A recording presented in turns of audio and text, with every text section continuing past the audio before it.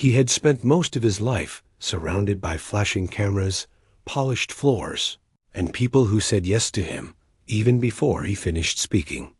That was the world the billionaire lived in, a world he built with determination and pride. He wasn't born into money, but once he made it, he protected his wealth like a shield. People respected him, or at least pretended to.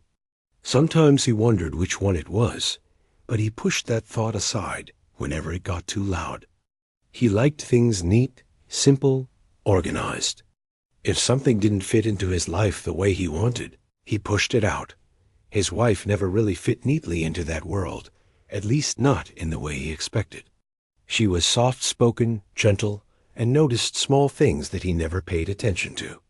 She noticed when the staff seemed tired. She noticed when the gardener skipped lunch because he was trying to finish the hedge trimming before sunset. She noticed when her husband came home quieter than usual, even if he didn't say a word. She had a heart that didn't know how to stay quiet. She cared too much, he sometimes thought. Or maybe he cared too little. They had been married for years. To her, those years were full of memories, some difficult, some warm, some messy, but meaningful. To him, those years had become routine. He liked order. She liked life. And life, in his eyes, meant unpredictability. He didn't like unpredictability. They tried for a family for a long time. She dreamed of children, dreamed of holding them, dreamed of hearing small footsteps running through the house. He said he wanted the same, and for a long time she believed him. But after years of trying, after hospital visits, after tears and hopeful smiles, something inside him grew cold. He stopped dreaming about children. He told her he was too busy, too stressed, too tired. She never blamed him, even when she felt her own hope slipping. She told herself that the two of them were enough, but he didn't believe that. As the years passed, he became more focused on his wealth and status. His business grew, and so did his need to prove himself to people who never really cared about him. His wife watched him drift farther away, and she felt helpless. She tried to talk to him, tried to understand what was happening, but the more she reached out, the more he pulled away. She noticed the change, but she tried to ignore it. She told herself it was just a phase. Then the day came when her world shifted completely. He came home one evening, wearing a heavy expression that she had never seen before. It wasn't anger, and it wasn't stress. It was something cold, something final. She felt it before he even spoke. He told her that he was leaving. Just like that. No warning, no slow build-up, no discussion. He said he had met someone younger, someone who made him feel alive again, someone who understood him, someone who didn't remind him of the years of disappointments, the years of trying for a child, the years of silence between them. He didn't say it cruelly, but cruelty didn't need volume. It was in the words themselves. She felt the floor slip from under her. She tried to stay calm, but her voice trembled when she asked him why. What had she done wrong? Wasn't she enough? He looked at her with tired eyes and said she was a good woman, but he needed something different, something new, something that made him feel young again. She stood there, unable to breathe, unable to think, unable to understand how the person she loved for so long could speak so calmly about tearing their life apart. He gathered a few things, said he would arrange the lawyers to handle the rest, and walked out. She knew that once he closed the door, everything would change, and there was no going back. After he left, she stayed in the living room for hours. She didn't cry at first. She just stared at the empty doorway, listening to the silence. It felt heavy, like the walls were pressing in. The house that once felt warm and full suddenly felt like a museum, beautiful, but lifeless. She touched the sofa, the table, the pictures, as if trying to hold on to something real, something that hadn't changed. When the tears finally came, They didn't stop Dot in the days that followed. Newspapers and online sources picked up rumors of the billionaire's new relationship. People whispered about his upgrade, calling his younger partner glamorous, ambitious, exciting. No one talked about the woman left behind. No one asked how she felt. No one cared about the quiet heart that broke without making noise. She knew she couldn't stay in that house. Every corner reminded her of him. Every sound reminded her of what she had lost. So she packed her things, only taking what truly mattered: some clothes, a few personal items, and a couple of framed memories she wasn't ready to let go of. She didn't want his money, even though the lawyers insisted she take what the law allowed. She didn't want anything from him. She wanted peace. She moved to a small town far away from the city lights and the business world that had swallowed her husband whole. It was a quiet place with slow mornings and friendly faces. People greeted each other in the streets, not because they had to, but because they genuinely cared. She liked that. It felt safe. She found a small apartment above a bakery. The smell of fresh bread every morning made her smile, even on days when she felt broken inside. She started working at a local shop, helping with simple tasks that kept her busy. The customers liked her gentle nature. They often told her she brought warmth into the store. She tried to smile, even when her heart still hurt. Months passed, and she slowly began to accept her new life. She still thought about him, about their years together, about the dreams that never came true. But she told herself she had to move forward. She had no choice. One morning, while she was getting ready for work, she felt strange. A wave of dizziness rushed through her, and she had to sit down. She brushed it off, thinking it was stress, or maybe she hadn't eaten enough. But the feeling didn't go away. Days later, she noticed other signs she knew very well, but never expected to feel again. Her hands shook as she held the pregnancy test. She waited, heart pounding, breath shaky.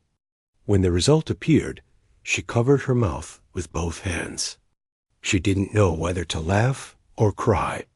She didn't know if it was a blessing or another twist in her already shattered life. She was pregnant.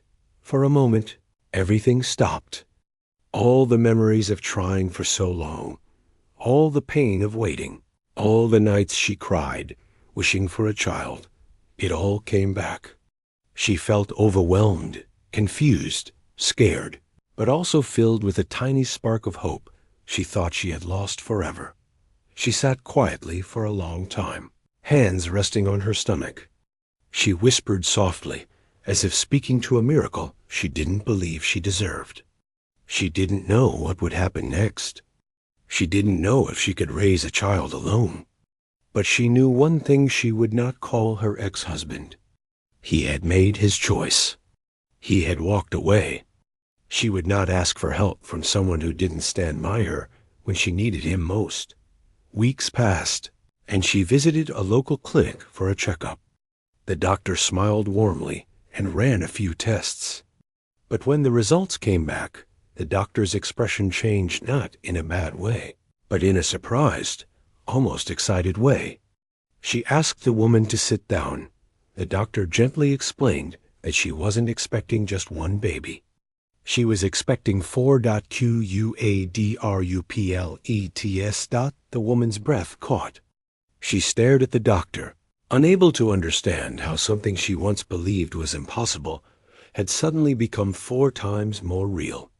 The doctor watched her carefully, waiting for her reaction. Tears filled her eyes, not the kind that came from heartbreak, but the kind that came from disbelief. Gratitude, fear, and wonder all mixed together.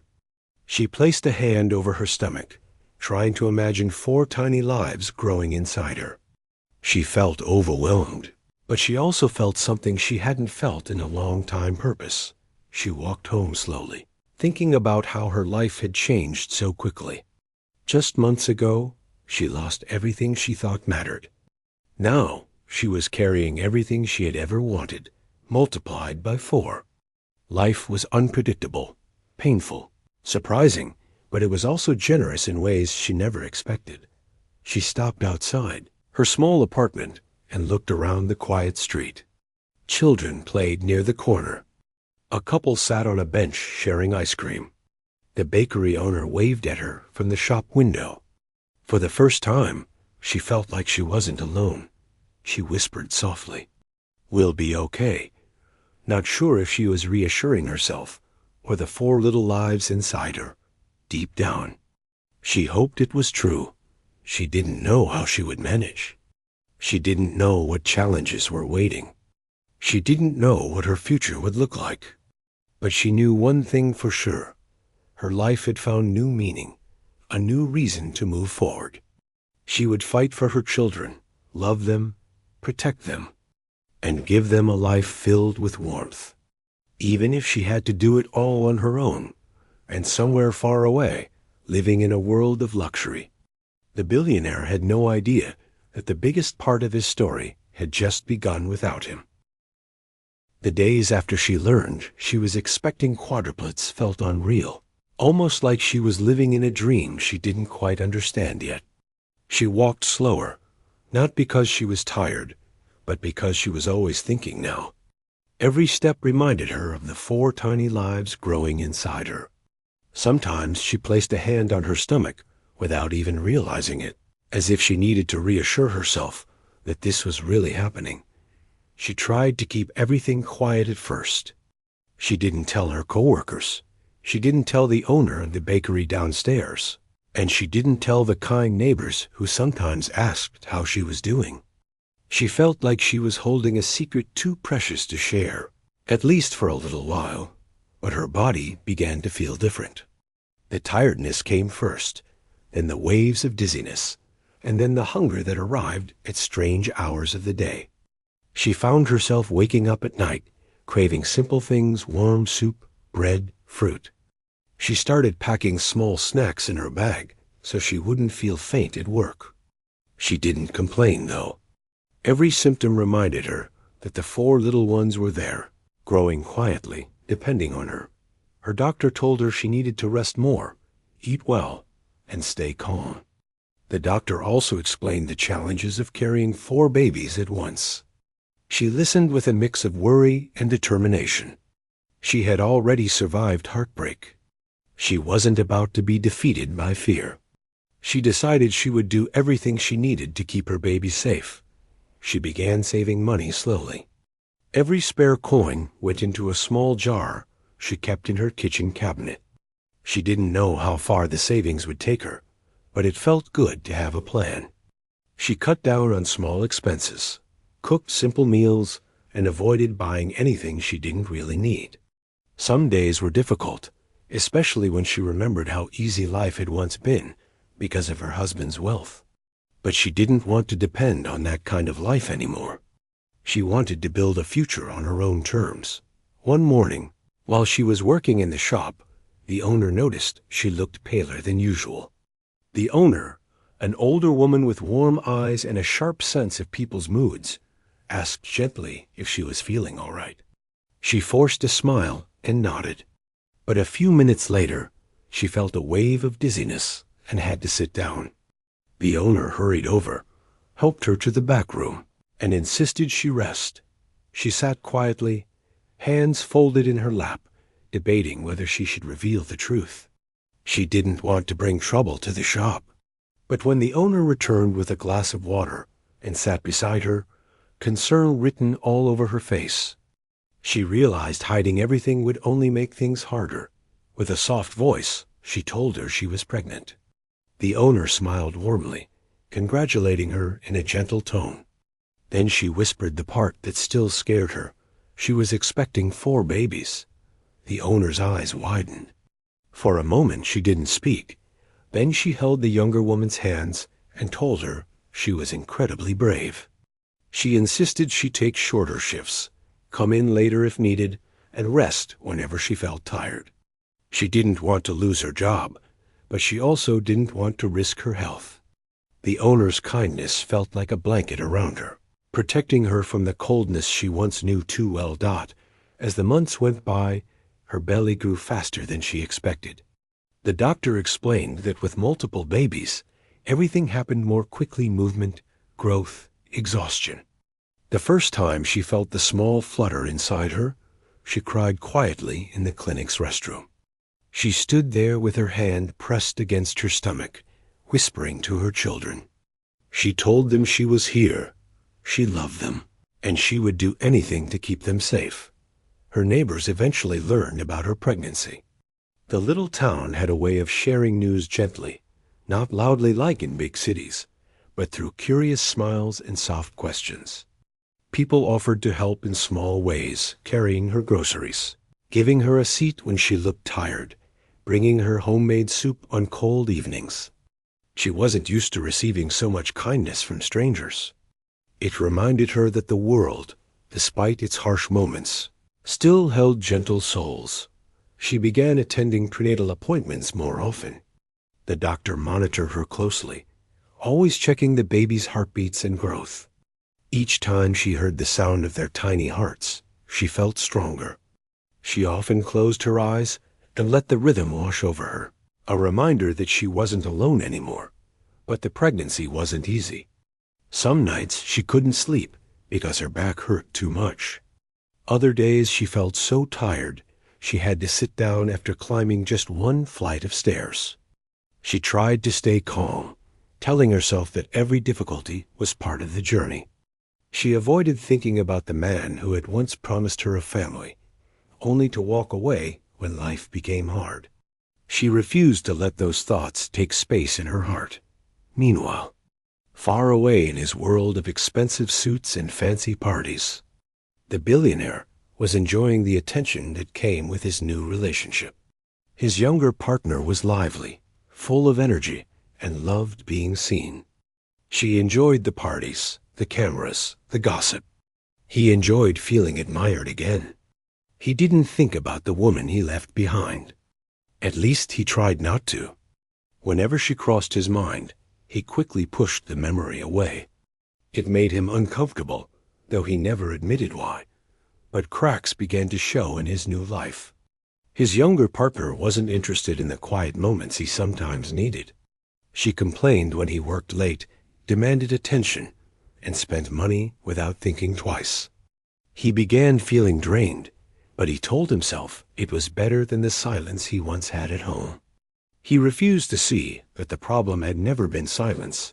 It had been his own inability to appreciate what he had, while he pretended everything was perfect. The woman he left behind was slowly building a stronger life, even with all the challenges she faced. One evening, after a long day, she sat by her window, watching the street below. Children were playing outside, chasing each other with laughter that echoed through the neighborhood. She wondered what her own children would be like. Would they laugh loudly? Would they be quiet and gentle? Would they have her kindness or something else entirely? She imagined holding all four of them, imagined the weight of their small bodies, imagined their fingers curling around hers. She felt a soft warmth inside her chest, a feeling she had missed for so long. She talked to them sometimes, especially at night when it was quiet. She told them about the little town, about the bakery below her apartment, about the kind people she worked with, about the birds that gathered on the rooftop in the mornings. She wanted them to know love before they even opened their eyes, as her due date approached. The doctor explained that with 4 babies, she might need to deliver early. She nodded, already prepared for anything.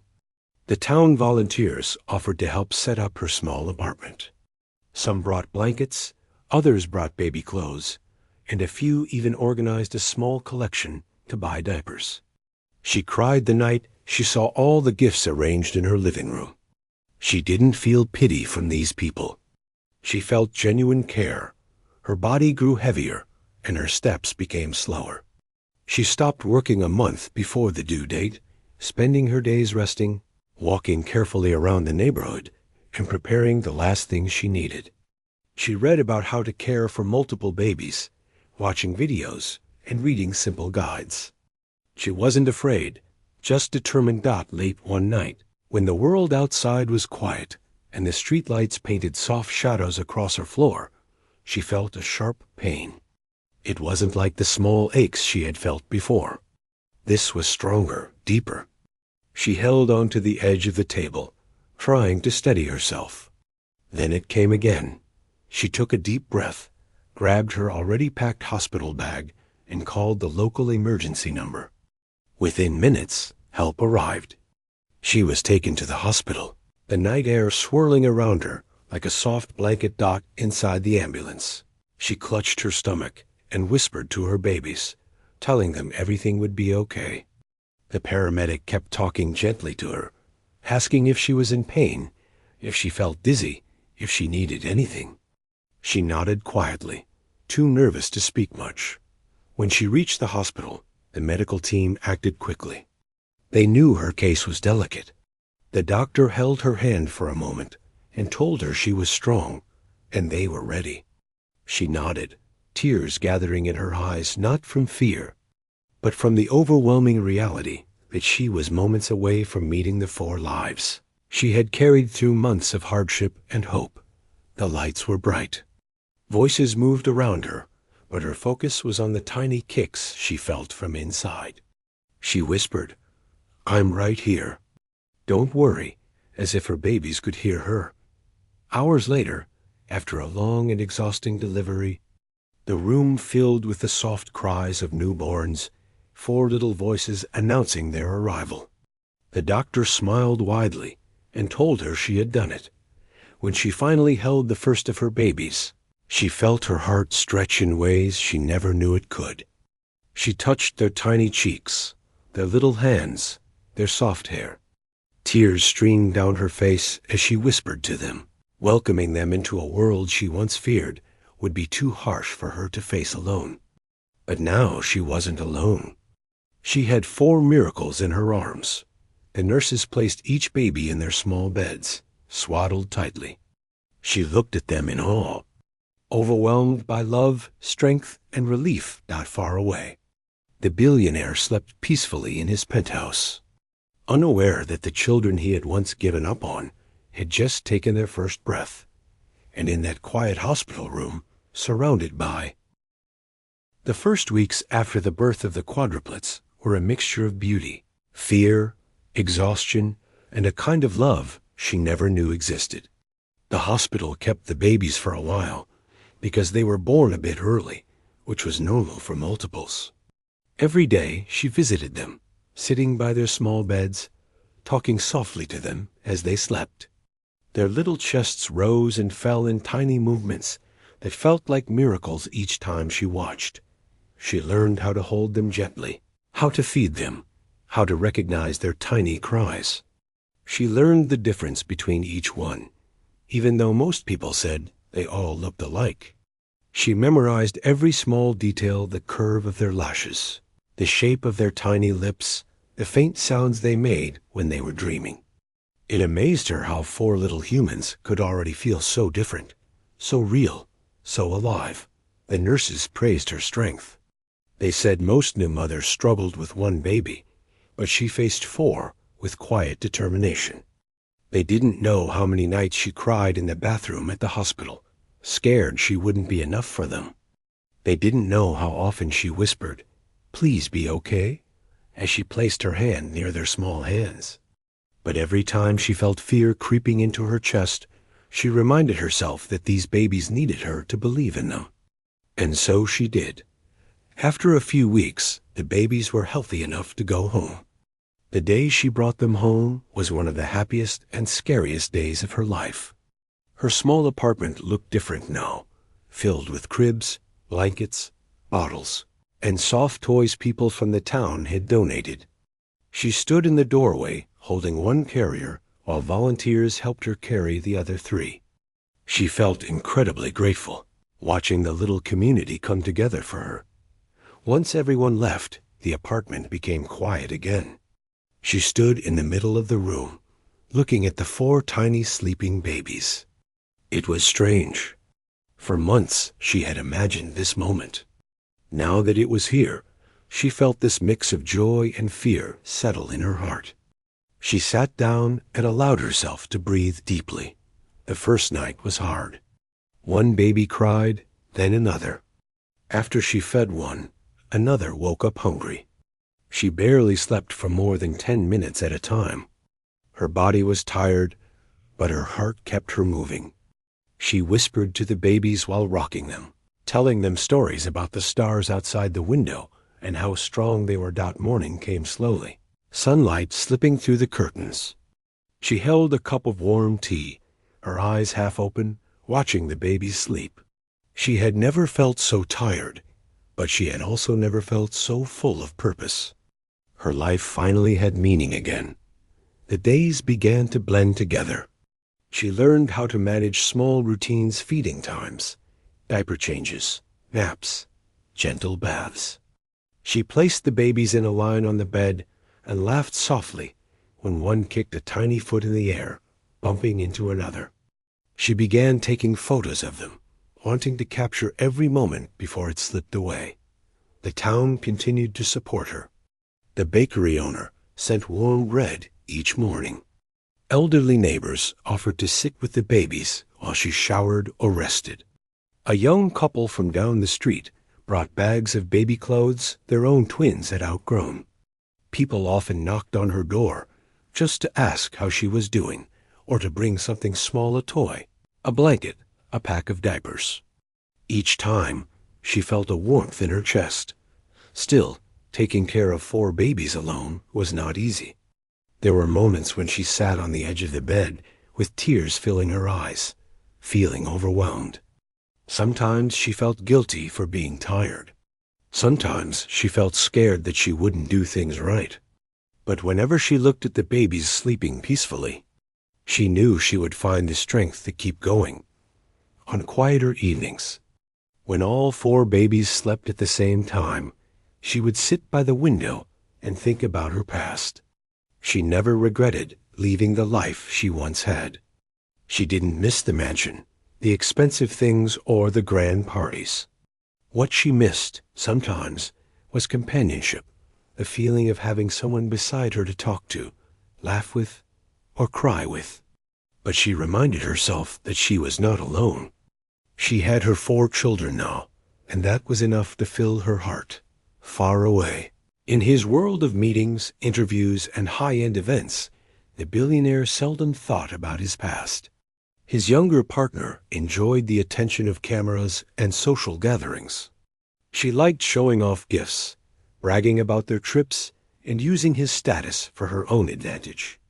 He pretended not to notice when she rolled her eyes during his business calls, or when she became annoyed if he didn't buy her something expensive. He told himself this was the life he wanted, but late at night, when the lights in the penthouse dimmed and the world felt quieter, he sometimes felt an emptiness he couldn't explain. He would stare out the window at the city lights below, feeling a strange ache in his chest. It wasn't sadness. It wasn't regret. It was something else, an absence he didn't want to acknowledge. He told himself that his old life with his wife was too simple, too quiet, too predictable. But now, surrounded by noise and luxury, he sometimes wished for silence. He sometimes wished for something real. He sometimes wondered what would have happened if he hadn't walked away so quickly. Meanwhile, the months passed quickly in the small town. The babies grew stronger. Their eyes started following her movements. Their small hands reached for her. Their laughs filled the apartment with music she never knew she needed. She memorized each of their sounds. One had a loud giggle that echoed through the room. Another smiled shyly before making a sound. And the other 2 made soft cooing noises like little birds. By the time they were 6 months old, she felt her heart expanding each day. She was still tired all the time, but she learned to find joy even in the hard moments. She kept a small diary where she wrote down simple things. They rolled over today, or they smiled at each other for the first time. She wanted to remember everything. The town became like a family to her. People often stopped to peek at the babies during their walks, amazed at how fast they were growing. People joked that the quadruplets were the town's little stars, and she smiled because she knew it was true. They brought joy to everyone who met them. One afternoon, during a checkup, the doctor noticed how well the babies were developing. She praised the mother's hard work, saying she was doing an incredible job. The mother felt her eyes water. It was the first time someone had acknowledged how much effort she put in every single day. She didn't need praise, but hearing it made her feel seen. It made her feel she wasn't just surviving, she was doing something remarkable. Months turned into a year. The quadruplets learned to sit and crawl and stand while holding on to furniture. Their first words were soft, little whispers of mama and other sounds that made her laugh. She clapped and cheered with every milestone, feeling like her babies were giving her tiny pieces of light each day. Not once did she think about telling the billionaire about them. She didn't want him to suddenly walk into their lives and break the peace she had worked so hard to build. She didn't want him to claim a place he had abandoned long before he even knew these babies existed. And she didn't want her children growing up believing they needed someone who chose a different life over them. She made a promise to herself that she would raise them with love, honesty, and strength. If one day they asked about their father, she would tell them the truth kindly, without bitterness and without hate. She would tell them that their worth did not depend on anyone who walked away from them. One evening, after feeding all 4 children and putting them to sleep, she sat in the quiet living room with a cup of warm milk. She looked at the small beds arranged in a row, blankets gently rising and falling with each breath. She felt a deep sense of peace settle in her heart. She whispered softly into the quiet room, "We made it another day." Her life was not easy, but it was full. She didn't have wealth, but she had love. She didn't have luxury, but she had meaning. She didn't have a partner, but she had a future 4 bright futures, all growing right in front of her dot. And while the world around her moved on, she built a beautiful little life in the small town, a life filled with warmth, laughter, and tiny footprints. What she didn't know was that life was quietly preparing the moment when her path would cross again with the man who left her. Not soon, but someday. And when that day came, everything she had built would face a test she never expected. But for now, she breathed in the peaceful night, grateful for the 4 little hearts beating softly in the room beside her, unaware of the storm that waited years ahead. The morning after the billionaire stopped by the small-town cafe, everything felt strangely different for the woman who had once shared a whole life with him. She woke up earlier than usual, not because the children needed something, but because her mind would not let her rest. It replayed his expression over and over. That stunned look, that moment of silence, that hesitation in his voice. It stayed with her like a shadow she could not avoid. The house was quiet.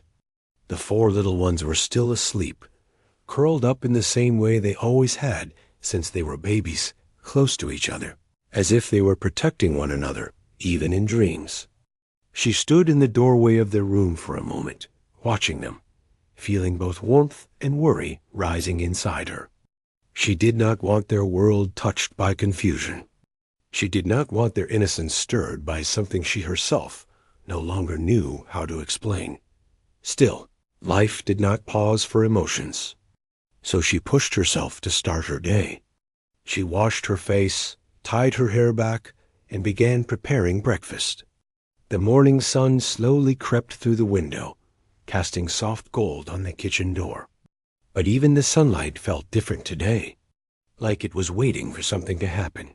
After breakfast, she took the children to school and then headed toward the small store down the block to pick up supplies for the cafe. The town felt unusually alert. People who normally walked past her without much notice were suddenly greeting her, smiling wider, asking how she was doing. Word had spread about the billionaire visiting the cafe. Small towns had a way of learning everything before anyone had the chance to explain it. By the time she reached the cafe, The owner, a kind older woman, was already waiting with her arms crossed and eyebrows raised. She didn't ask anything right away. Instead, she looked at the younger woman carefully, almost like she was studying the expression on her face. "So," the owner finally said, "you want to tell me why the richest man in the state walked into my cafe yesterday, stared at you like he'd seen a ghost, and then almost forgot to breathe?" The younger woman felt her stomach twist. She tried to smile lightly, tried to brush it off, but the owner wasn't someone who accepted silence where answers should be. She sighed. "It's complicated." "Complicated," the owner repeated, leaning back. "People say that word when the truth is pulling on them from inside." She nodded slowly, because that was exactly what it felt like, truth tugging at her, waiting for her to stop running from it. "He's my ex-husband," she finally whispered. The owner's eyes widened. "The billionaire? The one who left you years ago?" She nodded again, though this time it felt heavier. Saying it aloud always brought back a sting she tried hard to hide. "And he doesn't know?" The owner hesitated, glancing toward the direction of the children's school. "No," the younger woman said quietly. "He has no idea."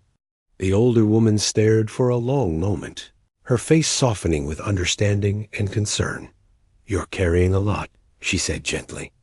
"Maybe too much alone." The younger woman didn't reply, because silence sometimes said more than words. The day passed slowly. Every time the cafe door opened, a tiny spark of fear shot through her, fear that it might be him again, fear that she might not be ready to face him, fear that her emotions might betray her. But he didn't come. Customers came and went. She took orders, served drinks, cleaned tables, wiped counters, and forced herself to keep moving. It wasn't until the sun dipped low and the last customers left that she finally breathed out. She walked home with tired steps, the cool air brushing against her cheeks. But the peaceful moment didn't last long. Halfway home, her phone vibrated. It was a number she didn't recognize. For a second, she considered ignoring it. But something inside her urged her to answer. She picked up, pressing the phone to her ear. "Hello?" There was silence for a brief moment. Then a voice she had once known very well spoke. "It's me," he said softly. Her heart tightened, but she kept her tone steady. "How did you get my number?" "I asked the cafe owner," he admitted quietly. She seemed protective. She should be. Her words came out sharper than she planned. He didn't argue. Instead, he said, "I didn't come yesterday to cause trouble. I came because I had no idea you were here. I had no idea you were working there. I didn't know anything." "You didn't care to know," she replied, not with anger, but with a tired truth. He remained silent. When he finally spoke, his voice held something she had not heard from him in years' regret. "You're right. I didn't care back then. I made decisions I thought were about my happiness. I thought I knew what I wanted. And now?" She asked quietly. "And now I realize I didn't understand a lot of things." She wanted to hang up, but part of her needed to hear everything, needed to see where this conversation was leading. "What do you want from me?" she asked. "I want to talk," he said. "Just talk. No pressure. No expectations. I want to understand." "Understand what?" "You," he said simply. "Your life now. Why you left the city. Why you never reached out." She let out a short breath. "I didn't think you wanted me to." His silence answered the question she never needed to ask. He finally said, "Can we meet somewhere?" "Not the cafe. Somewhere quiet." She looked up at the darkening sky, feeling the weight of the past press down on her. Part of her wanted to refuse. Part of her wanted to turn off her phone and pretend he had never stepped back into her world. But another part, one she kept locked inside for years, felt like it needed closure. "Tomorrow evening," she said softly. At the park near the lake. I'll be there, he said. She hung up before her emotions spilled out. The next day moved in slow motion. She worked, picked up the kids, helped them with homework, cooked, cleaned, and kept glancing at the clock. She doubted herself 100 times. She questioned her decision 100 more. But something inside her told her this was necessary not for him, but for herself. When the time came, she left the kids with the neighbor and walked toward the lake. The sky was painted with soft shades of pink and gold. The air was calm, and the water reflected the colors like a giant mirror. She saw him standing by the bench, hands in his pockets, eyes fixed on the water. He looked different from the last time she had truly seen him. Older, yes. Tired, definitely. But also softer, less guarded, less loud. Almost human in a way she never expected him to be again. He turned when he heard her footsteps. For a moment, neither of them spoke. They just stood there, two people with a history too heavy for small talk. You look well, he said finally. I look tired, she corrected softly. He gave a small, genuine smile. Maybe that too. They both sat down on the bench. The quiet around them felt heavy but peaceful. He spoke first. I'm sorry. She looked at him, surprised. For what exactly? For everything, he said. For leaving the way I did. For thinking money would fix my mistakes. For believing success made me untouchable. For not realizing what I had before it was gone. She didn't say anything, because she didn't know which part of that long apology to respond to first. I didn't come here to blame you, he added. I came because seeing you yesterday, it made me realize how much I don't know, how much I thought I understood but didn't. She stared at the lake, avoiding his eyes. You moved on. You started a new life. I thought I did, he said quietly, but it didn't last. The woman I left you for, she left me. She said I was too consumed by work, too distracted, too lost. She felt no satisfaction hearing this. Only a deep, quiet ache. He continued. I ruined a lot of things. You were one of them. She finally looked at him. We can't undo the past. I know, he said, but I want to understand your present. There's not much to understand, she replied. I work, I raise my kids, and I try my best. He hesitated. Kids? Her breath caught. He turned to her fully now. Kids? He repeated, voice softer but shaken. As in more than one? She nodded slowly, her throat tightening. 4. He blinked, stunned. 4? She nodded again. Something shifted in his expression, a mix of confusion, realization, and something deeper, something that felt like fear turning into hope. He swallowed hard. And there? How old? 6, she said. He closed his eyes. A long silence stretched between them. Then he whispered a question she had feared for years. Are they mine? Her heart pounded. She stared at the lake, because looking at him felt impossible. Yes, she whispered. He didn't speak. He didn't move. For a moment, he didn't even seem to breathe. When he finally opened his eyes, they were filled with something she hadn't expected, raw emotion. The kind that doesn't hide behind pride or power. Why didn't you tell me? He asked, voice breaking. Because you didn't want me, she said softly. So I assumed you wouldn't want them. He lowered his head, holding it with both hands. The weight of the moment pressed on both of them. He finally whispered, I want to meet them. She closed her eyes, steadying herself. This was the moment she knew would one day come. Even if she prayed, it wouldn't.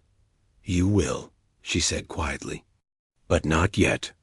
Not until I know you're ready. He nodded slowly. I'll do whatever it takes. She stood, breathing out, gathering the strength she had earned through years of struggle.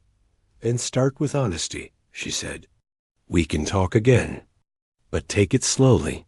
He stood too, looking at her as if he was seeing her properly for the first time in years. "I can do that," he said.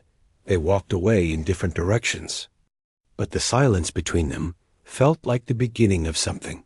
Perhaps not reconciliation, perhaps not forgiveness, but truth, and truth was a place to S. The next few days passed with a strange mixture of calm and tension for her. On the surface, everything looked the same. She woke the children, helped them dress, made breakfast, checked homework, and sent them off to school with lunchboxes and warm hugs. She walked to the cafe and worked her usual shifts, greeting customers with gentle smiles and carrying plates from table to table. But inside her chest, something kept stirring a feeling she had tried to bury for years. She had told him the truth. After hiding it for so long, after protecting it like something fragile, she had finally said the words out loud. Even now it felt unreal. His reaction at the lake replayed in her mind more often than she expected. The shock in his expression, the way his voice trembled, the way he ran a hand over his face as if trying to hold himself together. It lingered with her, and now she didn't know what came next.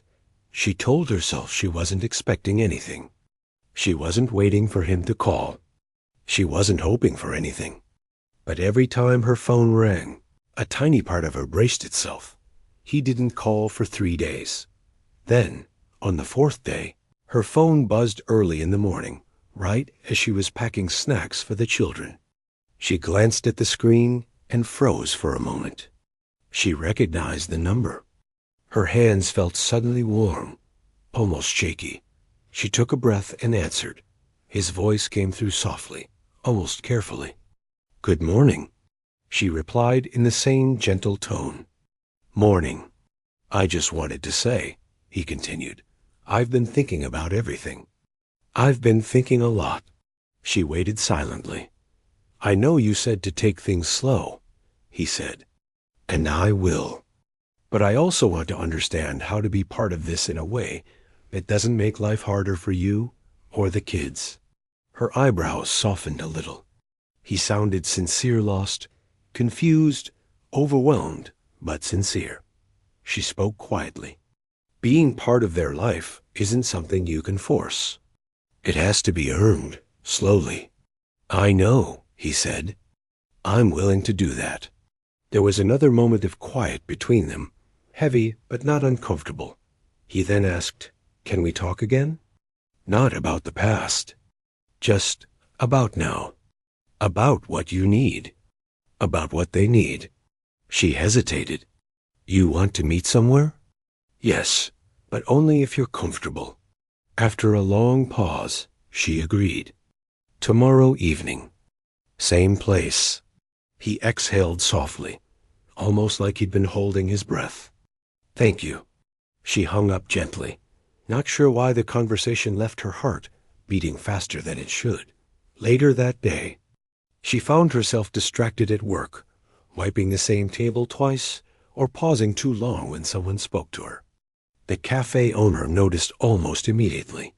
"Your head is somewhere far away," the older woman said, tapping her arm lightly.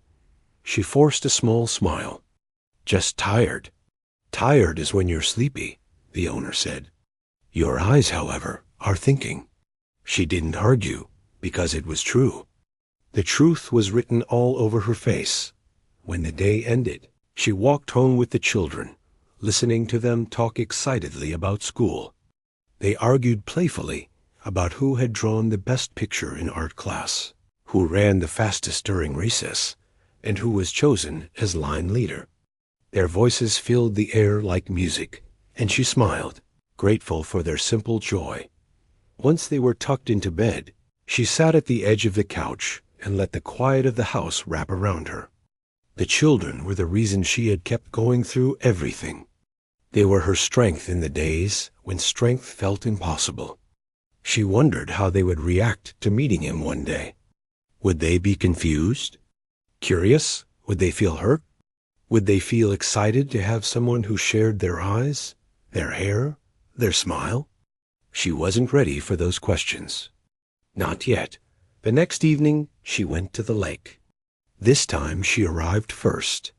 She took a seat on the same bench as before and stared at the reflection of the moon on the water.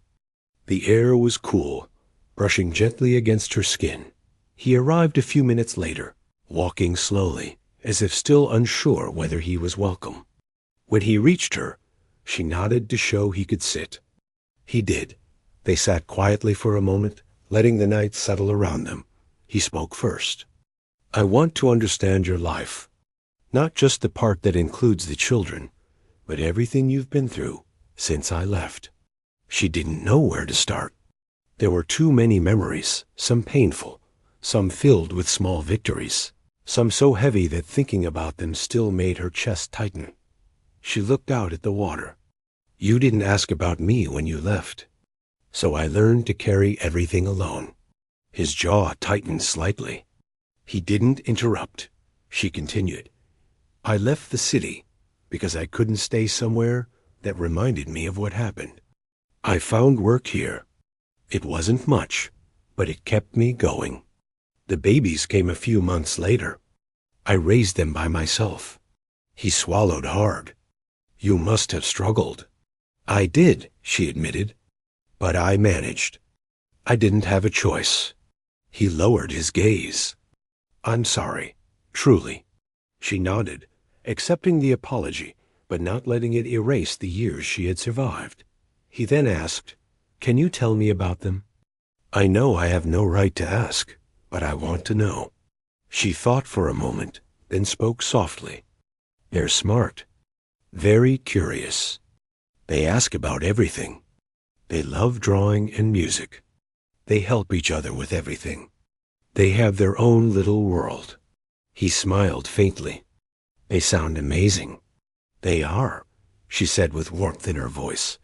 He looked up at the sky for a moment before speaking again. I want to be better. For them, for myself. I don't expect forgiveness. I don't expect anything quickly. But I want to start by doing something small. Maybe helping in some way that doesn't disturb their routine. Her brows furrowed. What do you mean? I thought maybe I could help with their school fees. Or with anything they need. No strings attached. She hesitated. For years, she had handled everything alone. Accepting help felt strange. Almost like letting someone step into a space she had fiercely protected. But she also knew the children deserved support. Oh, think about it, she said. Finally, that's all I ask. The night air grew cooler, and they both fell silent again. But it wasn't the uncomfortable silence from before. This one felt more like two people standing at the edge of something unknown, something uncertain. But not necessarily bad. When she finally stood to leave, he rose with her. I'll wait for you to call, he said gently. Whenever you're ready. She nodded, then walked away, feeling his gaze on her back until she disappeared down the path. The next morning, the children rushed around getting ready for school, laughing and chasing each other. She watched them fondly, reminding herself that no matter what happened next, they were her first priority. At the cafe, the owner approached her again with that knowing look. You met him again, the older woman said. Not asking, but stating. She nodded. Did it help? She thought for a moment. In some ways. The owner smiled kindly. Life doesn't always give us clean endings. Sometimes it gives us messy beginnings. The words stayed with her the entire day. Later in the afternoon, while wiping a counter, her phone buzzed with a message. It was from the school office. They needed to speak with her about something concerning one of the children. Her heart skipped for a moment, not in alarm, but in concern. She hurried to the school, wondering what had happened. When she arrived, one of the teachers greeted her with a warm smile. Nothing serious, the teacher said. I just wanted to talk about something special. The woman blinked, confused but relieved. The teacher continued. One of your children wrote a story during class today. It was about a family, a big family. And in the story, the children had a dad they'd never met but always wondered about. Her breath caught softly. The teacher showed her the drawing 4 little figures, holding hands with a tall figure whose face was left blank, as if waiting to be filled. She felt something shift inside her, something she had pushed away for years. The teacher touched her arm gently. Children know more than we think. That night, after putting the kids to bed, she sat alone on the couch with the drawing in her hands. She looked at the small blank face drawn in the center. She realized something important. She couldn't protect them from everything forever. Their questions would grow. Their curiosity would deepen. And sooner or later, they would deserve answers, not half-truths, not stories, but real explanations. The next day, after sending them to school, she walked to the park and sat on the same bench by the lake. She pulled out her phone, took a long breath, and dialed his number. He answered almost immediately, his voice slightly breathless, as if he had been waiting near the phone. Hello? She spoke softly but firmly. I think it's time. He paused. Time for what? Time for you to meet them. There was silence, deep, emotional silence. Then he whispered, Thank you. She nodded to herself. But we'll do it slowly, carefully. I'll explain things to them first. Of course, he said quickly. Whatever you need. Whatever they need. She looked out at the lake, watching the water shimmer under the morning sun. For the first time in years, the future didn't feel like a wall she couldn't climb. It felt like a door still heavy, still uncertain, but finally opening. The morning she chose to tell the children felt different. The sky outside the window was soft and pale, the kind of blue that looked calm enough to hold secrets without breaking. She moved quietly through the house, preparing breakfast while trying to steady her thoughts. The children were laughing in their room, arguing playfully over which spoon belonged to who, or who should sit closest to her at the table. Their joy always warmed her, but today it also made her chest tighten. She watched them as they sat down to eat. 4 little faces, all bright with energy, all trusting her without question. She loved them more than she'd ever loved anything. They were her world, her reason for waking up, her strength on the days when everything felt too heavy. But they were also growing. They were starting to notice things she could no longer keep hidden with gentle answers. And yesterday's drawing, the one with the blank face, had been the sign she could not ignore. After breakfast, when they gathered their bags for school, she knelt down in front of them and said softly, I want to talk to you about something important. They all looked at her with curious eyes, their heads tilting slightly, the way children do when they know a serious moment is coming. She took a slow breath. You know how sometimes you ask about why we live here, or why we don't talk about your father? Their faces softened, some with confusion, some with quiet interest. One day soon, she continued, you're going to meet someone. Someone who is connected to you. Who is it? One of them asked, clutching the strap of their backpack. She swallowed gently. It's your father. The room fell silent. No one moved. The children looked at each other first, then back at her. Their expressions mixed with curiosity, surprise, and something like a shy form of excitement. One of them finally whispered, He's real? She nodded with a tender smile. Yes, very real. Another child asked in a small voice, Does he know us? Not yet, she said honestly. But he wants to. The children exchanged glances again. She could see their minds trying to piece everything together, the way children do when they're not sure what they're allowed to feel. Will he like us? One of them whispered. The question broke her heart a little. She reached out and held their tiny hands. He will love you. she said with certainty. Anyone who sees you will. They smiled softly at her words. But beneath their smiles, she could sense their caution. Their innocence had always been gentle, but not foolish. They knew life wasn't always simple. She hugged them tightly before sending them to school, whispering, "Everything will be okay. I promise." And somehow, even though she wasn't completely sure, saying the words helped her believe them a little more. Later that afternoon, she stood at the park with the children, waiting. She had chosen the same lake, the same quiet place where she and their father had talked days before.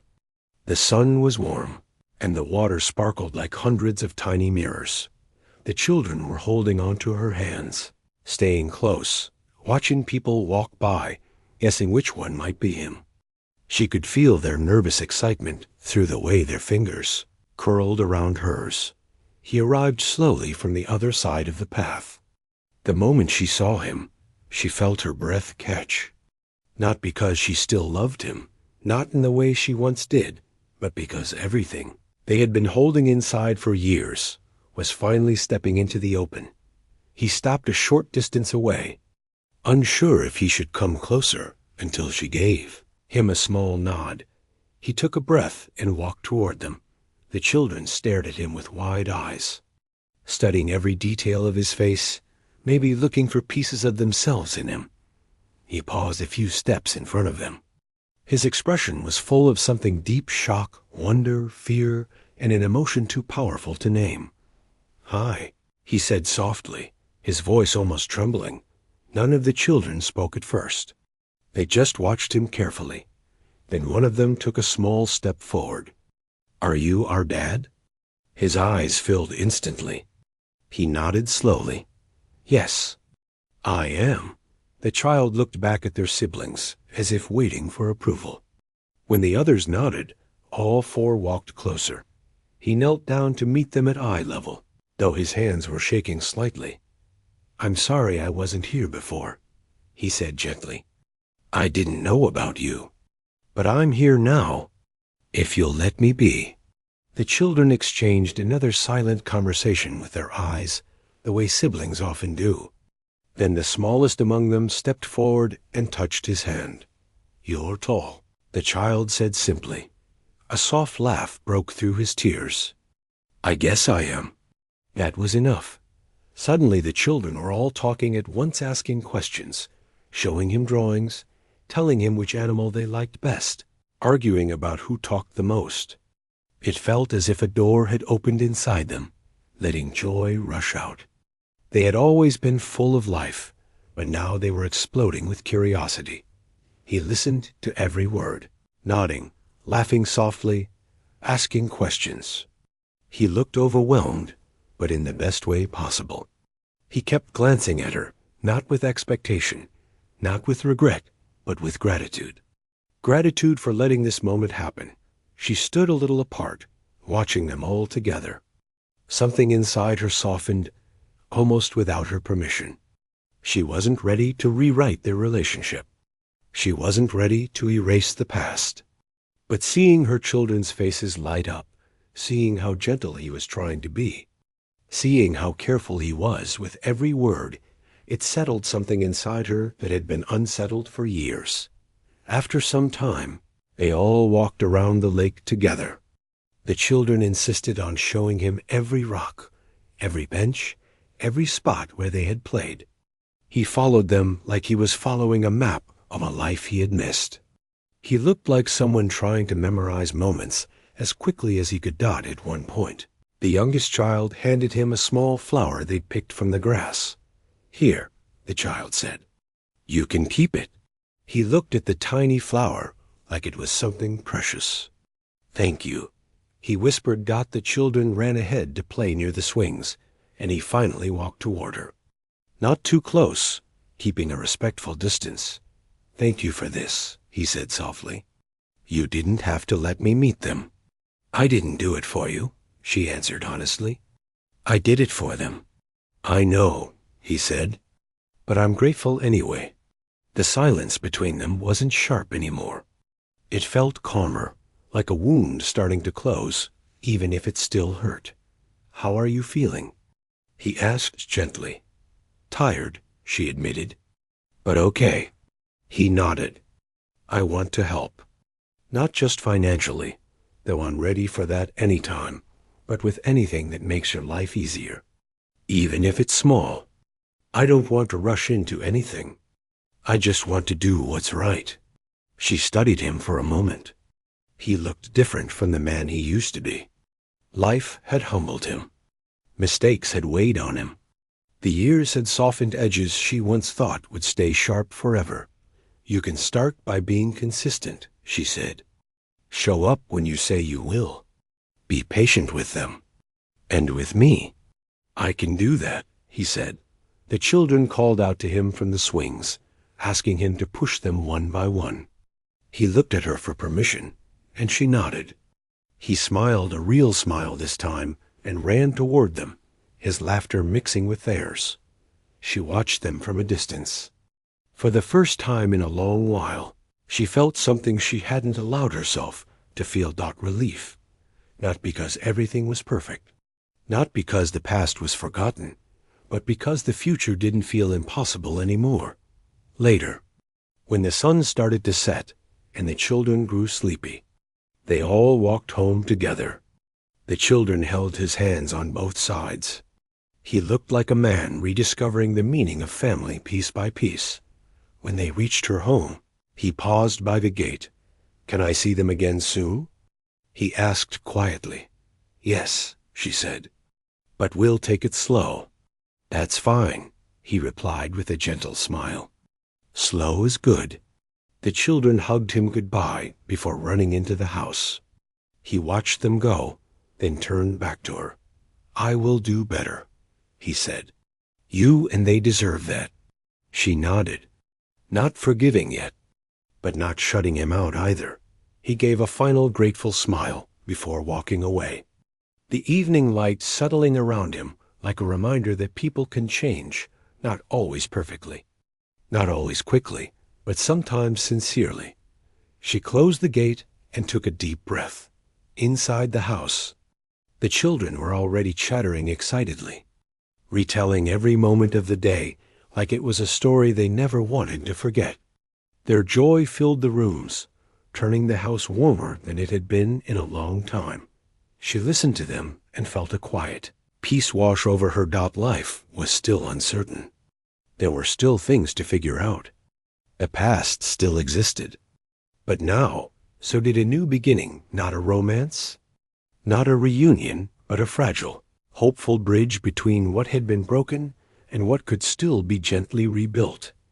And for the first time in years, she allowed herself to believe that maybe, just maybe, everything was going to be okay.